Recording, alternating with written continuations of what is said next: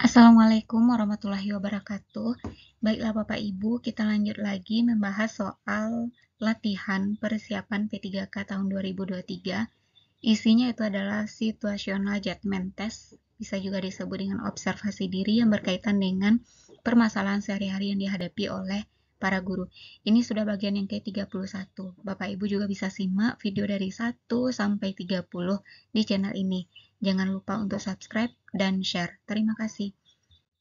Soal yang pertama, Anda adalah seorang guru pembina ekstrakurikuler melukis. Anda diminta untuk memilih satu orang siswa yang akan diikut sertakan dalam lomba melukis tingkat kabupaten.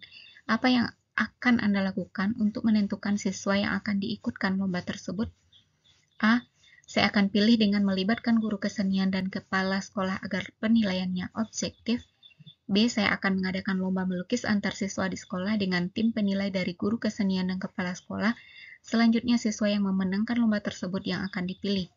C. Saya akan meminta siswa menyerahkan hasil karyanya yang dibuat di rumah untuk dinilai oleh guru kesenian. Gambar terbaik akan dipilih. D. Saya akan memilih siswa yang mudah dihubungi. E. Saya memilih siswa berdasarkan kedekatan pribadi dengan saya. Yang paling tepat itu adalah yang B. Adakan lomba untuk seluruh siswa di sekolah tersebut dengan jurinya yaitu dari guru kesenian dan kepala sekolah agar lebih objektif. Selanjutnya, yang gambarnya paling baik, dan itulah yang akan kita bawa ke tingkat kabupaten. D dengan E ini tidak boleh ada penilaian pribadi di sini, yaitu siswa yang mudah dihubungi. Ini salah. Yang memiliki kedekatan pribadi, ini salah. Yang C ini juga tidak tepat karena gambarnya itu dibuat di rumah. Jadi bisa jadi nanti yang membuat itu adalah kakaknya atau orang tuanya. Jadi yang tepat itu adalah B. Soal kedua, dalam suatu kerja tim, ditunjuklah Junaidi sebagai koordinator Anda. Setelah sekian lama, Anda dan teman-teman tim merasa Junaidi tidak mampu mengatur kerja tim sesuai dengan jadwal pengerjaannya. Maka tindakan Anda adalah A. Mengadakan rapat untuk menyelesaikan pekerjaan tim meskipun tanpa melibatkan Junaidi, karena waktu sudah sangat mepet dan pekerjaan tim harus segera diselesaikan. B. Bersama-sama dengan tim lain menemui kepala sekolah untuk mengganti koordinator tim. C. Menyemangati dan membantu Junaidi agar pekerjaan dapat selesai tepat waktu. D. Kerja tim sesuai dengan keputusan Junaidi karena dia adalah koordinatornya. E. Diam-diam melaporkan Junaidi kepada kepala sekolah. Kalau yang A ini kesannya kita tidak menghargai Junaidi sebagai ketua tim. Jadi bagaimanapun si Junaidi ini, yaitu kita harus hormati dia. Kita adakan rapat tanpa libatkan Junaidi. Nah, ini salah. Yang ketuanya adalah Junaidi. Yang B bersama tim menemui kepala sekolah untuk mengganti koordinator. Nah, ini tidak tepat.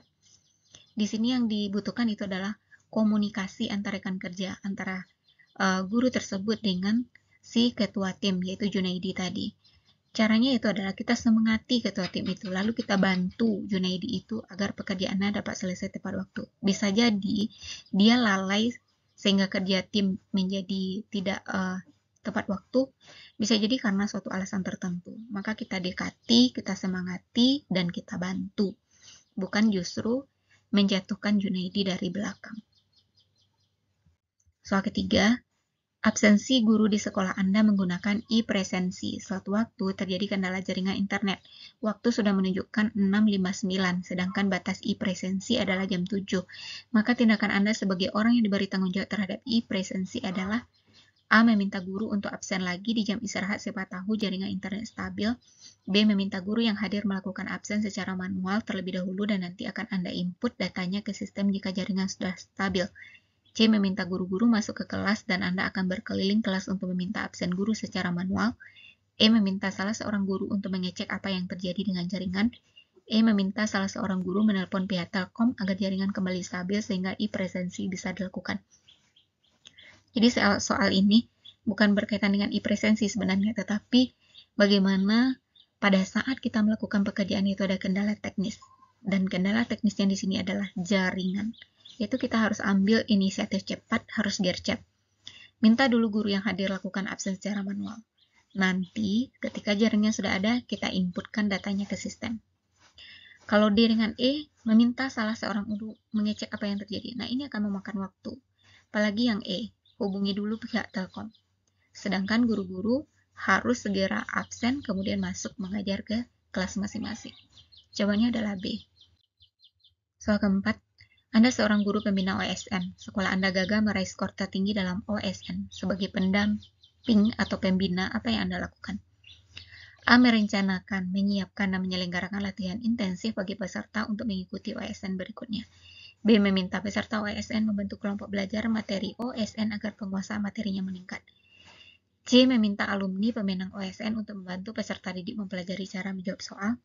D. Mendorong peserta OSN mengikuti tambahan pengayaan materi olimpiade dari guru kelas. E. Meminta kepada kepala sekolah untuk mendatangkan guru ahli dari universitas untuk membantu membimbing peserta OSN. Jadi kalau kita gagal, itu kita rencanakan lagi, kita siapkan lebih matang, selenggarakan latihan intensif untuk OSN berikutnya. Dan tidak juga dengan melimpahkan tanggung jawab kita sebagai pembina kepada orang lain, seperti C, D dengan E. Kalau E ini terlalu pemaksaan. Kita minta pula kepala sekolah untuk mendatangkan guru ahli berupa dosen dari universitas untuk membimbing peserta OSN. Kita adalah pembina, maka harus kita yang akan melakukan. Soal kelima, berdasarkan introspeksi dan pendapat teman sesama guru, pribadi apa yang mencerminkan diri Anda? A. Orang yang terbuka dengan masukan atas prinsip keyakinan diri serta siap mengupayakan kompromi dengan orang lain. B. Orang yang sulit mengapresiasi perbedaan cara siswa menyelesaikan soal karena akan membuat bingung siswa yang lain. C. Orang yang dapat mengapresiasi keragaman dan memiliki keberanian untuk berpendapat untuk setiap perilaku yang toleran. D. Orang-orang yang dapat mengapresiasi perbedaan namun hanya untuk hal-hal yang dapat dipahami saja. Yang E. Orang yang butuh waktu menerima perbedaan. Nah, kalau seperti ini kita harus mencari jawaban yaitu yang benar-benar yang terbaik, yang paling tepat, yaitu yang C. Orang yang mengapresiasi keragaman, itu adalah kita, dan memiliki keberanian untuk berpendapat untuk setiap perilaku yang tidak toleran. Kalau yang A ini juga tepat, tapi mungkin poinnya kurang. Yang tepat, yang poinnya 5 itu ada C. Orang yang sulit mengapresiasi perbedaan cara siswa menyelesaikan soal. Mungkin ini kita dalam kehidupan sehari-hari, terutama guru matematika dan fisika, ketika siswa mengerjakan soal dengan caranya sendiri dan hasilnya ujung-ujungnya sama, kita justru protes. Karena bukan jalan seperti itu yang kita ajarkan. Ini bukan sikap yang baik. Orang yang dapat mengapresiasi perbedaan namun hanya untuk hal-hal yang mudah dipahami, yang D, ini tidak tepat. Seharusnya kita adalah orang yang mampu mengapresiasi perbedaan, tidak ada kata namunnya. Orang yang butuh waktu menerima perbedaan, ini juga tidak boleh. Jawabannya adalah C. Demikianlah Bapak Ibu pembahasan soal pada video kali ini, semoga bermanfaat. Saya tetap doakan semoga Bapak Ibu lulus P3K tahun ini. Amin, amin ya robbal alamin. Demikian saja, Assalamualaikum warahmatullahi wabarakatuh.